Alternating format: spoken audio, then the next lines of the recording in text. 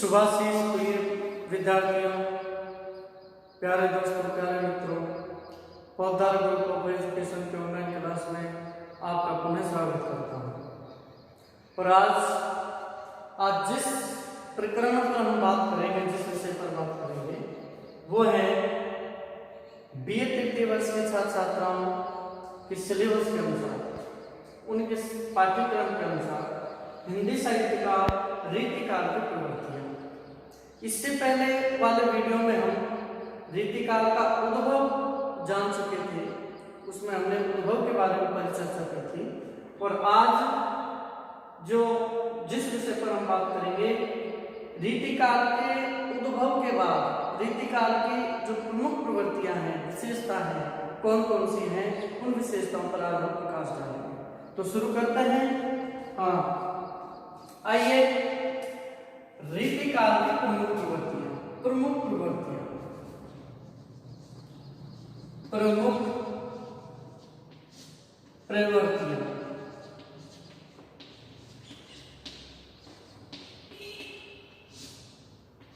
प्रवृत्तियां हम जानते हैं कि रीतिकाल हिंदी साहित्य का एक ऐसा कालखंड था जिसमें श्रृंगार को सर्वोपरि माना और जिसमें अपनी विद्वता को, कवियों ने अपनी विद्वता को, अपने चमत्कार पूर्ण जो भाव है उसको व्यक्त अधिक किया था। रीतिकाल रामचंद्र शुक्ल ने 1700 विक्रम संवत से 1900 विक्रम संवत तक उनका कालखंड रखा था। और मुख्य जो प्रवृत्ति थी इसकी, वो थी चमत्कार प्रदर्शन करना। अब वो चमत्कार प्रदर्शन चाहे काव्य में हो या शिल्प में हो, काव्य भाव सौंदर्य नगर में रहा था, लेकिन शिल्प सौंदर्य इस काल में उच्च कोटि का हो गया था। सभी जो कवि थे वो किसी न रूप में अपनी कविता में विद्वता, अपनी कविता के माध्यम से अपनी विद्वता को प्रदर्शन करना चाहते थे। तो इससे पहले हम ये जानते हैं कि रीतिकालीन जो कवि थे अधिकतर दरबारी कवि थे। कैसे? दरबारी कवि थे। दरबारी कवि थे, यानी राजा महाराजाओं के दरबार में ये आश्रय पाते थे, उनकी वृत्तियों पर ही पलते थे। जब वृत्तियों पर उनके पलते थे तो ये स्वाभाविक है कि उनकी प्रशंसा में जबरन, यानी भावनात्मक नहीं, शिल्पगत विशेषताओं को लेते हुए जबरन उनके प्रशंसक होते, उनके वीरता का, उनके श्रृंगार का, उनके मतलब बड़े बड़े प्रशंसा में ये काव्य साहित्य रचा करते थे। तो ये दरबारी कवि हुआ करते थे, ये भावना मूलक नहीं थे, ये शिल्पगत थे, यानी इनकी मुख्य विशेषता थी, ये शिल्प के महारथी थे। ठीक है, तो हम ये आज इस बात करना चाहेंगे कि रीतिकाल में जो भी परिस्थितियां थी उनसे सामंजस्य स्थापित करना था इन कवियों को। और सामंती छत्र छाया में रीतिकाल पैदा हुआ। सामंती छत्र छाया में, सामंतवाद की छत्र छाया में रीतिकाल पैदा हुआ। उसकी कुछ विशेषताएं थी। ये कवि दरबारी कवि हुआ करते थे, दरबार में रहकर राजा महाराजाओं की प्रशंसा में जबरन काव्य लिखा करते थे। ठीक है ना। और इनमें देखो, जब दरबारी कवि होते थे तो इनमें कुछ विशेषता आ गई, जैसे अलंकार, उनकी रचनाओं में अलंकार प्रधान था, अलंकार प्रधान, चमत्कार प्रदर्शन, श्रृंगारिकता,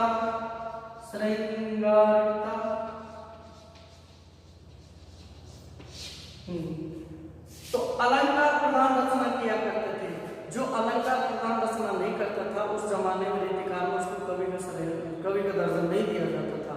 तो अपने आप को श्रेष्ठ कवि प्रदर्शित करने के लिए, दरबार में प्रशंसा पाने के लिए उनको बहुत ही घोर अलंकारों से युक्त रचनाएं लिखनी पड़ती थी। चमत्कार प्रदर्शन और अपने काव्य में पूर्ण रूप से काव्यानुरूपण को करते हुए चमत्कार प्रदर्शन करना पड़ता था। यानी कविताएं पूरी तरह से लाक्षणिक और काव्य के अंगों से विभूषित होनी चाहिए, यानी कविता चमत्कृत होनी चाहिए। श्रृंगारिका, श्रृंगारिका इस रीतिकाल की मुख्य विशेषता थी। जितना भी साहित्य लिखा गया वो श्रृंगार पर ही लिखा गया। अब देखिए, अब जानते हैं कि कुछ विशेषताएं, कुछ प्रवृत्तियां रीतिकाल की हैं जिनको हम एक एक कर बारे में उनका अध्ययन करेंगे। देखते हैं। हाँ,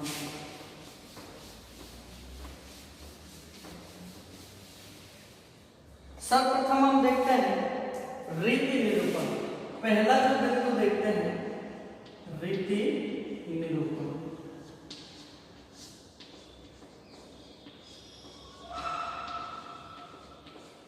रीति निरूपण, तो इस बिंदु के अंतर्गत हम देखते हैं कि रीति निरूपण में क्या था। रीतिकालीन कवियों की प्रधान जो प्रवृत्ति थी, रीतिकालीन कवियों की जो प्रधान प्रवृत्ति थी वो लक्षण ग्रंथों की रचना करना था। वो लक्षण ग्रंथों को रचते थे, यानी रीति के सभी सिद्धांतों से उत्पन्न ग्रंथों की रचना करने में विश्वास करते थे। तो इस प्रवृत्ति को प्रधान मानकर ही शुक्ल जी ने एक बात कही थी। क्या उनका नाम? क्योंकि इसमें लक्षण ग्रंथ लिखे गए। कैसे? लक्षण ग्रंथों की रचना, ग्रंथों की रचना, लक्षण ग्रंथों की रचना। और इस प्रवृत्ति के कारण ही शुक्ल ने इसका नाम रीतिकाल रखा। रीतिकाल किसने? शुक्ल ने, रामचंद्र शुक्ल ने रीतिकाल रखा इसका नाम। क्योंकि रीति निरूपण में इस प्रवृत्ति ने देखा कि इस रीतिकाल के जो अधिकतर जो कवि हैं उनकी प्रधान जो प्रवृत्ति रही है लाक्षणिक ग्रंथों की रचना करना रहा है। तो इन प्रवृत्तियों को देखकर ही रामचंद्र शुक्ल ने इस कालखंड का नाम रीतिकाल रखा। ठीक है ना? अब देखते हैं कुछ।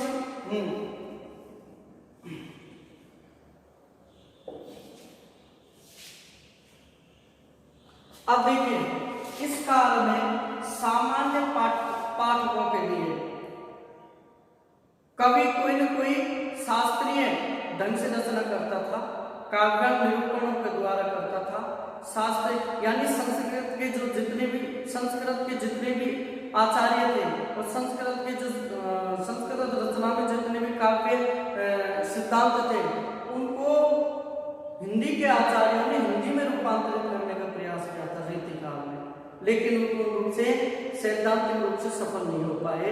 लेकिन उन्होंने काफी हद तक अपने आचार्यत्व को बनाए रखा और अपने आप को इस प्रवृत्ति में डालने की चेष्टा रखते थे कि हम अधिक से अधिक विद्वान दिखें, हम अधिक से अधिक हमारा पांडित्य प्रदर्शन दिखे, हम चमत्कारिक रूप से काव्य सर्जना कर सके, जिससे हमारा उतना ही बड़ा नाम और यश प्राप्त हो।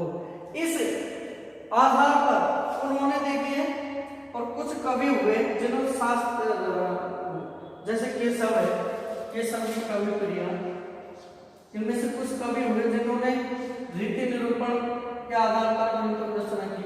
केशव की जैसे कवि प्रिया है, कवि प्रिया ये ग्रंथ का नाम है केशव।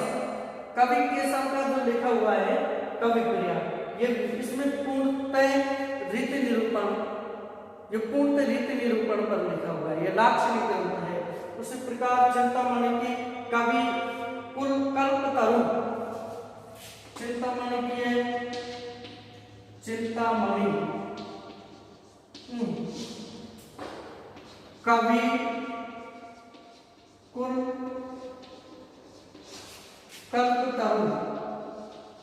कल्पतरु, ये चिंतामणि की रचनाएं जो पूर्णतः रीति निरूपण पर आधारित है। ठीक है ना? और दूसरी भी श्रृंगार मंजरी भी है।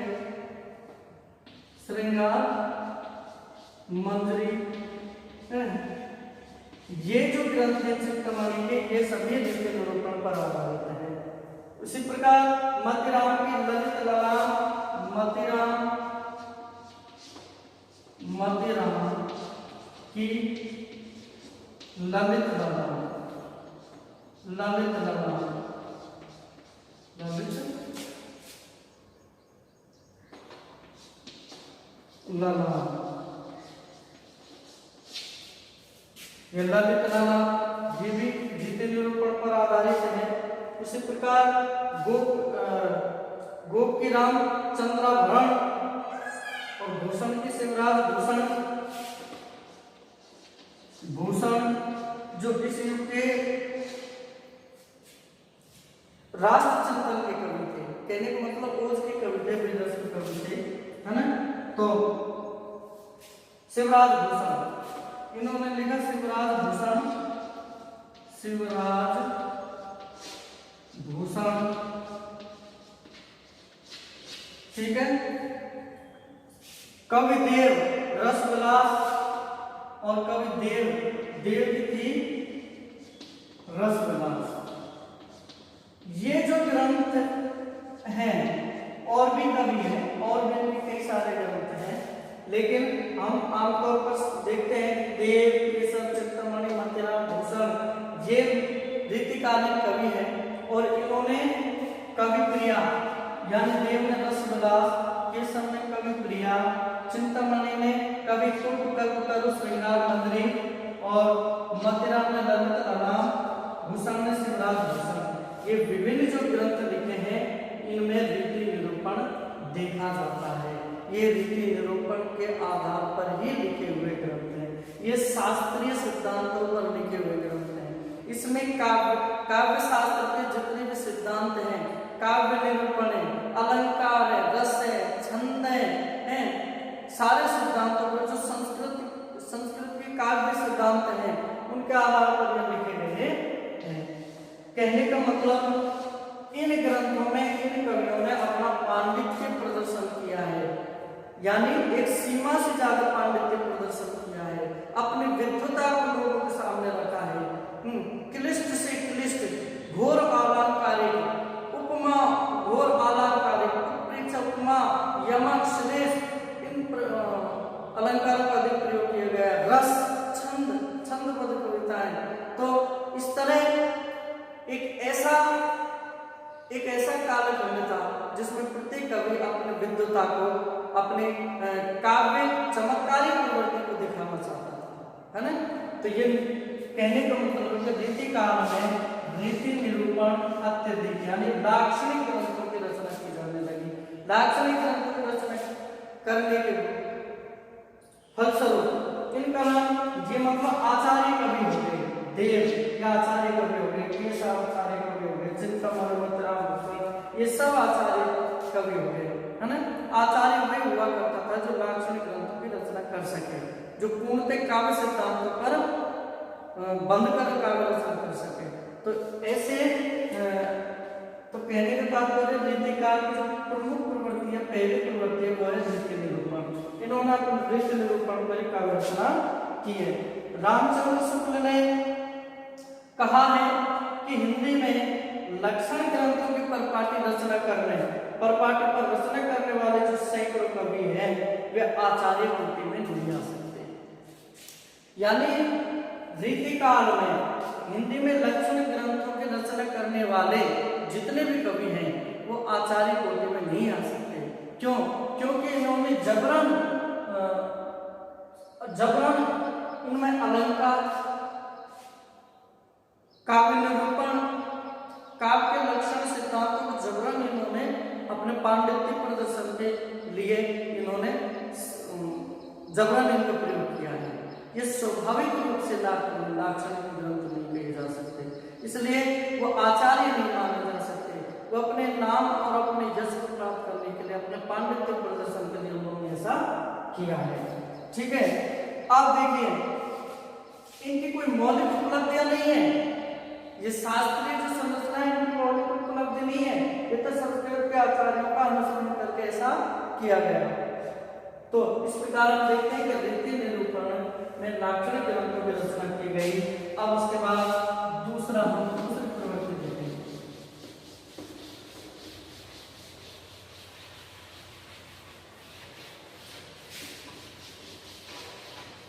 दूसरी प्रवृत्ति है श्रृंगारिका, दूसरा है श्रृंगारिका।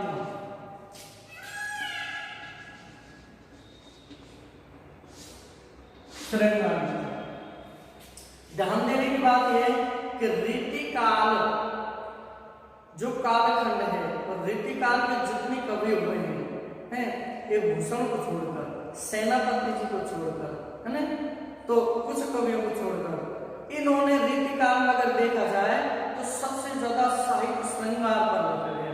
कहने का तात्पर्य है कि रीतिकाल एक श्रृंगार काल रहा है, यानी इसमें श्रृंगार की उच्च से उच्च कोटि की रचनाएं लिखी जाने लगी, है ना, जिनमें श्रृंगार में भी सहजता, कोमलता, स्नेह, भावनात्मकता, उन चीजों का इसमें कोई भी स्थान नहीं था।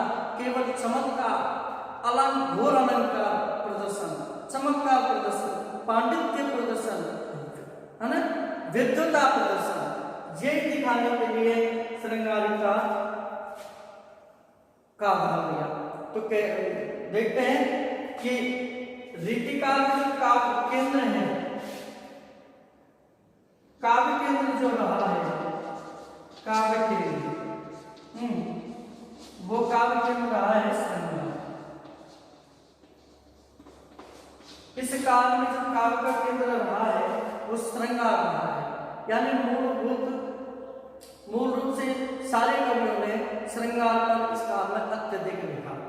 कहने का मतलब है यानी इस काव्य में, इस कालखंड में, इस काव्य में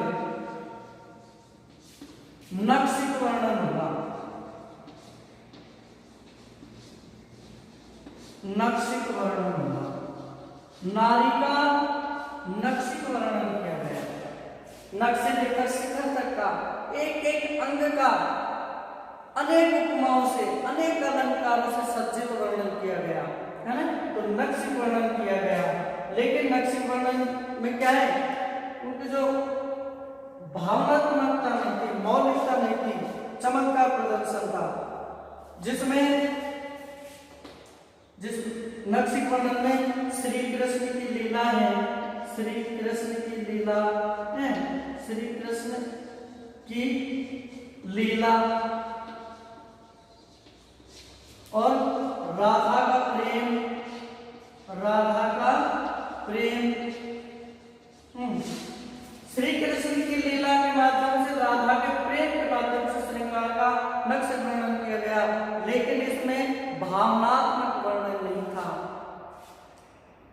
इसमें आध्यात्मिकता नहीं थी। श्री कृष्ण और राधा के प्रति लोगों में आध्यात्मिकता नहीं, आध्यात्म भाव नहीं था। सिर्फ इनको आधार बनाकर प्रेम की उच्चतम, प्रेम की एक घोर श्रृंगारिता का प्रदर्शन करना था, है। अब देखिए, जब इस तरह भगवान श्री कृष्ण और राधा के प्रेम को आधार बनाकर प्रेम रचनाएं लिखी जाने लगी, तो उन प्रेम रचनाओं में देखो कामुकता, कामुकता, वासना, इनका स्थान प्रमुख था। कामुकता, वासना, इनका स्थान प्रमुख था। कहने का तात्पर्य प्रेम का बाह्य रूप प्रदर्शन था, आंतरिक रूप प्रदर्शन नहीं था। तो कहने का मतलब है कि श्रृंगार रीतिकाल में जो श्रृंगार था केवल शरीर के, देह की चमक, देह के रूप रंग को प्रदर्शन करना था, है ना। राधा को, श्री कृष्ण को भावात्मक रूप से उसका श्रृंगार नहीं बताना था। राधा श्री कृष्ण के माध्यम से एक व्यक्ति की देह के सौंदर्य को कामुकता और वासना से ओतप्रोत करके प्रदर्शन करना था, कहने को। और श्रृंगारिका में हाँ, लिप्सा, भोगेच्छा, विलासिता का स्थान प्रमुख था। श्रृंगारिका, कवियों के श्रृंगार वर्णन में लिप्सा, भोगोत्सा और विलासिता का स्थान प्रमुख था। और दरबारी प्रवेश होने के कारण जो राजा महाराजा के दरबार में नृत्यांगना का नृत्य हुआ करता था, तो वो कामुक वातावरण हुआ करता था। उस कामुक वातावरण को देखकर कवियों को उसको वो उस समय श्रृंगार समझ बैठे, तबकि श्रृंगार बाह्य रूप नहीं होता है। श्रृंगार तो व्यक्ति के आंतरिक प्रदर्शन, उसके आंतरिक भावनाओं में छिपा रहता है ना। तो यहाँ कवियों में क्या कमी रही कि उन्होंने बाह्य रूप का, सौंदर्य का प्रदर्शन किया था। उनके आंतरिक एक उच्च अलौकिक प्रेम, भावनात्मक प्रेम, प्रेम की सच्चाई, तटस्थता, त्यागशील, ये भाव इस श्रृंगार में बिल्कुल नहीं थे, इनका कोई स्थान नहीं था। तो कहने का मतलब है रीतिकाल में जो दरबारी कवि थे, उन जो दरबार में उनका श्रृंगार का जो नृत्यांगना में नृत्य हुआ करता था, तो उनका जो भाव था, उनका जो वातावरण प्रदर्शन था, वो बड़ा काव्य पर असलियत हुआ करता था। उनको देखकर इसी प्रकार की असलियत और काव्य रचनाएं इस युग में लिखी जाने लगी, जिनमें कोमल भावना और त्यागशील की लेस मात्र स्थान नहीं था, कहने को मतलब है। हाँ, डॉक्टर नगेंद्र ने ये तक कहा कि साचा जाए जैसा भी रहा हो। डॉक्टर नगेंद्र ने कहा कि भाई, डॉक्टर नगेंद्र ने ये कहा कि चाहे साचा कैसा भी हो, ढली केवल श्रृंगारिकता ही थी। साचा यानी कवियों ने किसी प्रकार से, विभिन्न प्रकार से श्रृंगार पर रचनाएं लिखी, लेकिन वो किसी भी प्रकार से लिखी हो, किसी भी छंद में लिखी हो, लेकिन उनमें देखा क्या गया, मूल रूप से भू श्रृंगार को ही देखा गया। ठीक है, तो ये श्रृंगार प्रधान था रीतिकाल। इसके बाद देखते हैं अगले क्या है विशेषता।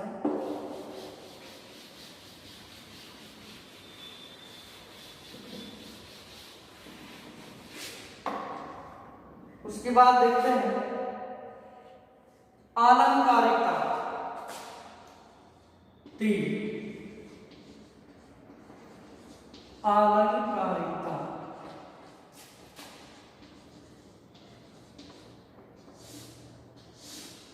रीतिकाल में कवियों की जो रचनाएं थी वो अलंकार प्रधान हुआ करती थी।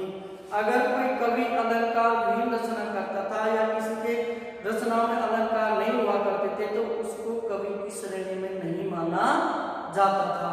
उसको एक अच्छा और एक विद्वान कवि नहीं माना जाता था, है ना।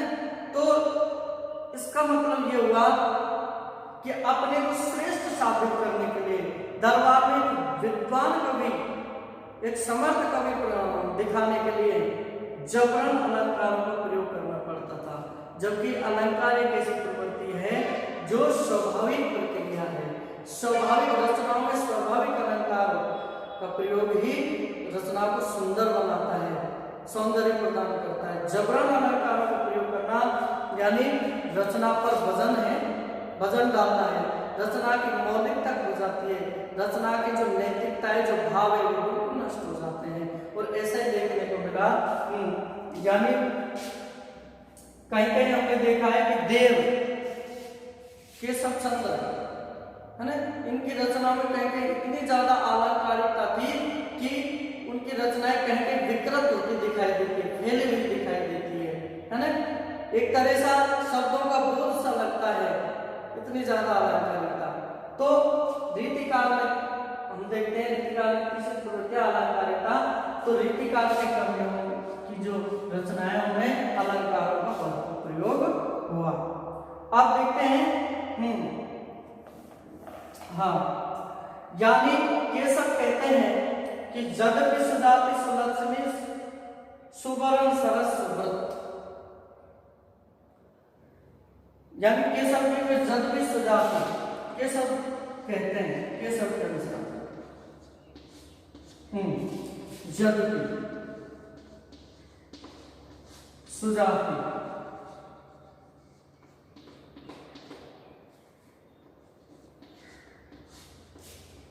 यानी जगति सुजाति सुलक्षणी सुवर्ण सरस सुव्रत,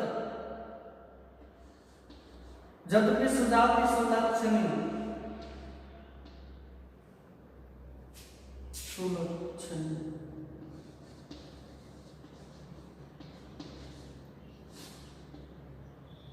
और सुबरन सरस सुब्रत,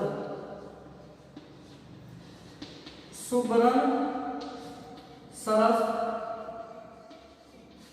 सुब्रत। ये पंक्ति केशवदास बहुत प्रसिद्ध है। हाँ, और उसमें अगली पंक्ति है कि भूषण भिन्न विराजही,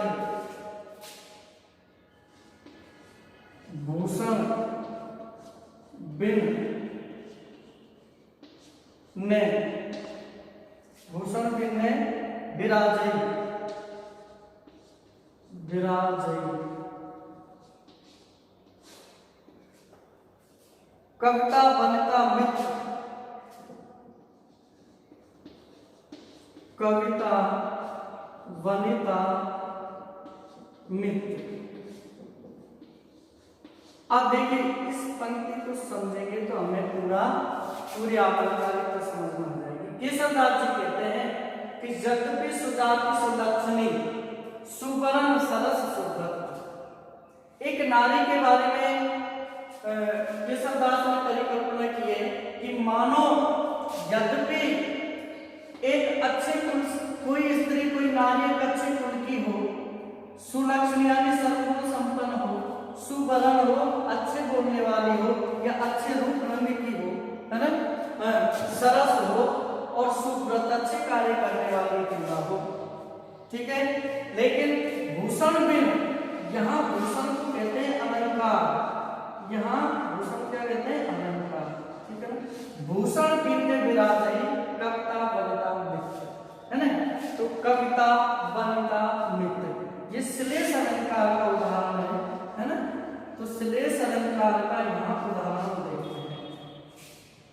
तो भूषण एक शब्द है, लेकिन बिना भूषण के, बिना अलंकार के, बिना जेवरात के, है ना, बिना अलंकार के शोभा नहीं देती है, चाहे वो कविता हो या वनिता यानी नारी हो या मित्र हो, है ना। चाहे कविता हो, नारी हो या मित्र हो, ये बिना भूषण के, बिना अलंकार के शोभा नहीं देती है। चाहे कोई नारी, चाहे कोई कितना ही सुवर्ण हो, सुलक्षणी हो, सर्वगुण संपन्न क्यों ना हो, लेकिन वो बिना अलंकार के मतलब शोभा नहीं देता। इसलिए केशवदास ने अलंकारों को काव्य का अभिन्न अंग माना। उन्होंने कहा कि अलंकारों का काव्य होना बहुत जरूरी है ना।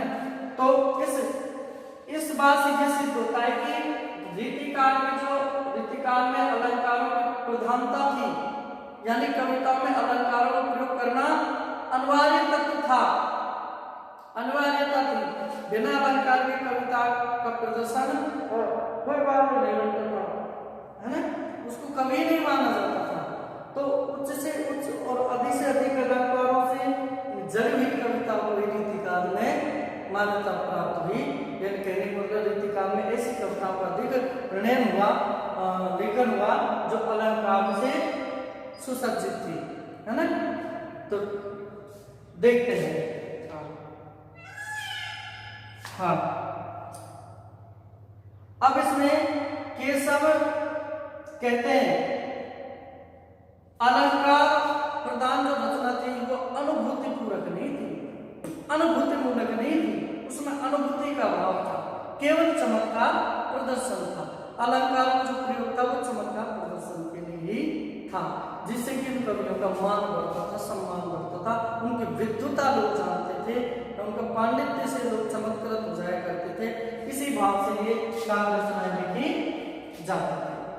अब आगे बढ़ते हैं और देखते हैं आश्रयदाताओं की प्रशंसा। आश्रयदाताओं की प्रशंसा, चौथी जो प्रवृत्ति देखी जाती है इसमें वो है आश्रयदाताओं की प्रशंसा। चौथी आश्रय दाताओं की प्रशंसा।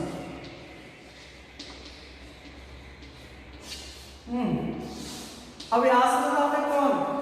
राजा महाराजा, सामंत, ठाकुर, जिनके दरबारों में कभी आश्रय पाते थे, वृद्धि पाते थे, यानी ये उनको खुश करने के लिए, प्रसन्न करने के लिए उनके हित की, उनके जीवन को चमत्कृत करने के लिए उनकी प्रशंसा में अच्छे अच्छे कार्य की रचना करते थे, उनकी प्रशंसा को बढ़ाने के लिए कविता करते थे। और ये उनसे वृत्ति पाते थे और अपने जीवन यापन करते थे। तो पूर्णतः जो रीतिकाल था ये पूर्णतः दरबारी काल कहा जा सकता है, दरबारी कालखंड कहा जाता है। तो दरबार में रहकर कवियों ने अपने भावात्मक रूप से सृजन नहीं किया था, जस प्राप्ति के लिए और धन प्राप्ति के लिए उन्होंने काव्य सर्जना की थी। और जो छद्म रूप से ही, यानी राजा महाराजाओं के पराक्रम, युद्ध जीतना, उनके प्रेम के ऊपर, उनकी दान लीलाओं के ऊपर और उनके कार्यों पर ये बढ़चढ़ काव्य रचना करते थे। यानी उनके अतिशयोक्तिपूर्ण काव्य रचना किया करते थे, जिससे राजा प्रसन्न होकर उनको धाम देते थे। तो यही प्रवृत्ति राजा दरबार की रही है उस समय, है ना। तो हाँ, अब देखते हैं कि जो देव कवि थे वो भवानी विलास के दरबार में रहे थे। देव, ठीक है ना, ये भवानी विलास, भवानी सिंह के दरबार में रहे थे। तो इन्होंने भवानी विलास लिखा, भवानी विलास।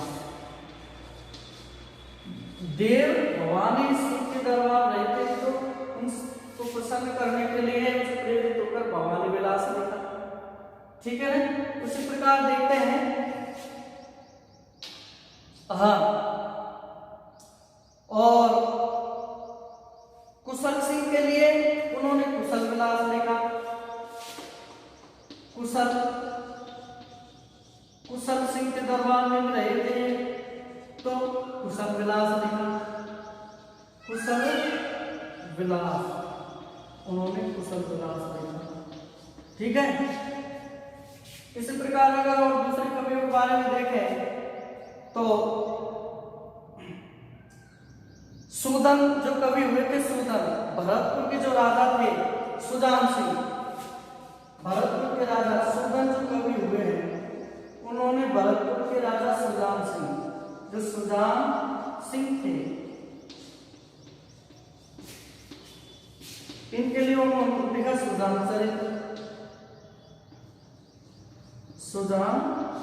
चरित।